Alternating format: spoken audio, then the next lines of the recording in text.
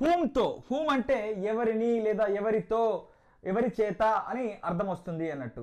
So మనం ఇక్కడ whom వచ్చినప్పుడు దాని ముందు మనము ఒకటి విత్ కానీ లేదా బై కానీ మనము యూజ్ చేస్తుంటాం అన్నట్టు.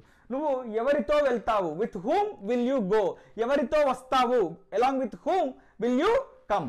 So with whom will you go, whom will you come అంటే హూమ్ విల్ యూ మీట్, నువ్వు ఎవరిని కలుస్తావు. సో ఈ విత్ మనం ఇక్కడ ముందు కనుక పెట్టినట్లయితే ఎవరితో అని అవుతుంది అన్నట్టు మీనింగ్ అక్కడ. With whom will you go, with whom will you come. And ఈ విత్ను తీసేసి ఎవరిని కలుస్తావు అని చెప్పడానికి హూమ్ విల్ యూ మీట్ సింపుల్గా. And whom will you help, నువ్వు ఎవరికి హెల్ప్ చేస్తావు.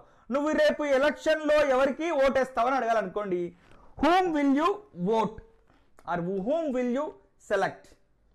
ఎవరిని ఆప్ట్ చేసుకుంటావు, ఆప్షనల్గా తీసుకుంటావు అంటే whom will you opt.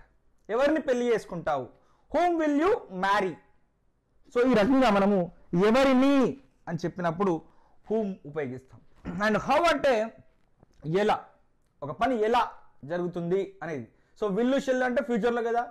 How will you learn, ఎలా నేర్చుకుంటావు. హౌ విల్ యూ రీడ్, ఎలా చదువుతావు. హౌ విల్ యూ స్పీక్, ఎలా మాట్లాడతావు. హౌ విల్ యూ కమ్, ఎలా వస్తావు. హౌ విల్ యూ గో, ఎలా వెళ్తావు. హౌ విల్ యూ ప్లే, ఎలా ఆడతావు. హౌ విల్ యూ వాచ్, ఎలా చూస్తావు. హౌ విల్ యూ సీ, ఎలా చూస్తావు. And how will you help, ఎలా సహాయం చేస్తావు. హౌ విల్ యూ టీచ్, ఎలా బోధిస్తావు. సో యూ పెట్టిన కాబట్టి ఇది. హౌ దే అంటే వారు ఎలా వస్తారు, వారు ఎలా ఆడతారు, వారు ఎలా నేర్చుకుంటారు, వారు ఎలా మాట్లాడతారు, వారు ఎలా వెళ్తారు. సో ఈ రకంగా I we you they he షీట్ని ఆల్టర్నేట్గా యూజ్ చేసుకుంటూ కొన్ని వందల రకాల క్వశ్చన్స్ని ఇలాగే అడగాలి.